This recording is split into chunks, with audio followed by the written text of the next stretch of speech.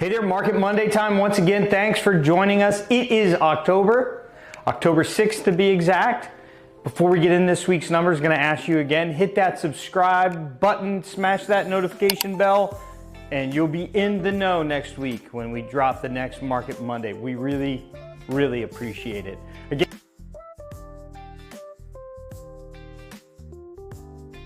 let's get into the numbers. The supply side, the inventory side of the equation. New listings is where we start.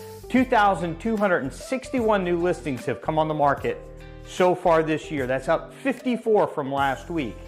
At this point, a year ago today, so October 6, 2024, we had 2,206 listings. So we're 2.5% more than where we were a year ago. If we look back to where we were in 2020, at this point in 2020, we had 3,044. So there's 26% less new listings coming to the market now than there was 5 years ago. Available inventory, this number is, if you were to come to Hilton Head and look at properties right now, there are 866 properties available. That's up 9 from last week. So we added 9 more properties to the available inventory in the last week. At this point last year, October 6, 2024, we had 897, so we're 3.5% less than where we were a year ago, and we're 38% less than where we were on October 6, 2020, 5 years ago. Pretty significant decline in inventory. It's come up a little bit lately, but overall inventory is historically low, still historically low. Properties going under contract, pending sales, 1,602 so far this year. That's 31 in the last week. We're down 4.2% from this point last year where we were under contract 1,672. Back in 2020, we were in 2,963, 46% less than where we are right now. The sales that have actually closed, 1,559 so far this year. That's 52 in the last week. That's a pretty strong week. At this point last year, we were at 1,656, about 6% less than where we are right now.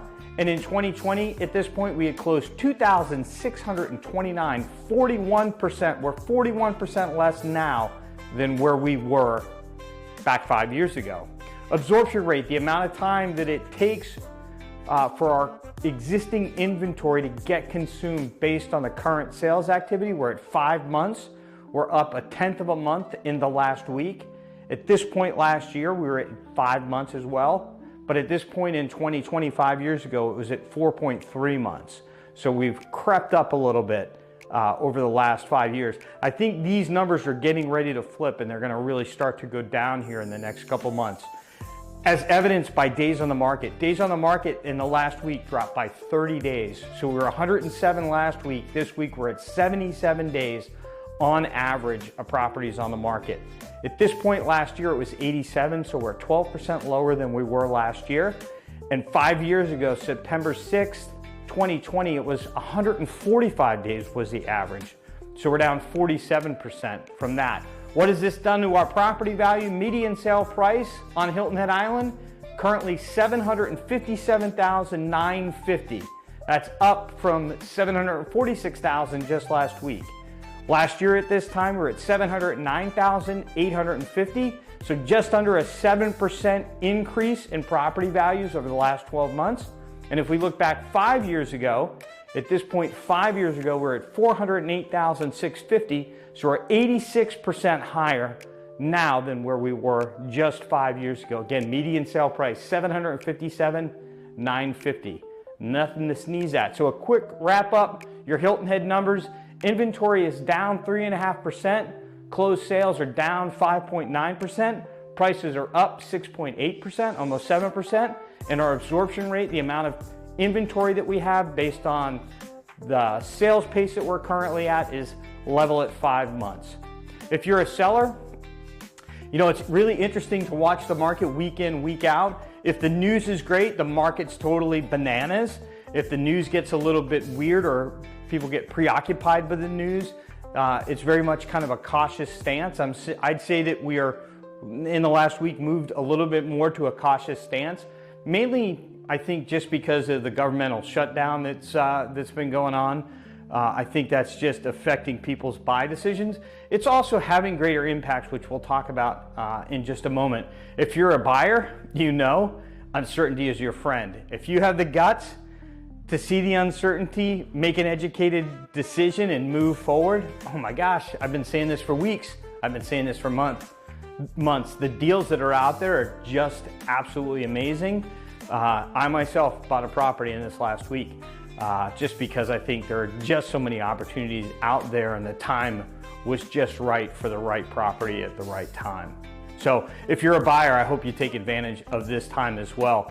The news, we talked a little bit about the government shutdown, but that's affecting things like we didn't get unemployment numbers last week because that portion of the government was shut down. You know, unemployment numbers play a huge role in what the Federal Reserve does with interest rates. Will the fact that we don't have latest employment numbers affect the Fed making a decision about interest rates? Another impact is national flood insurance. Tough to get flood insurance right now when the government shut down. So that's affecting closings and those kind of things. So there is an impact. We'll see how long it goes on, and we'll see how deep the impact is.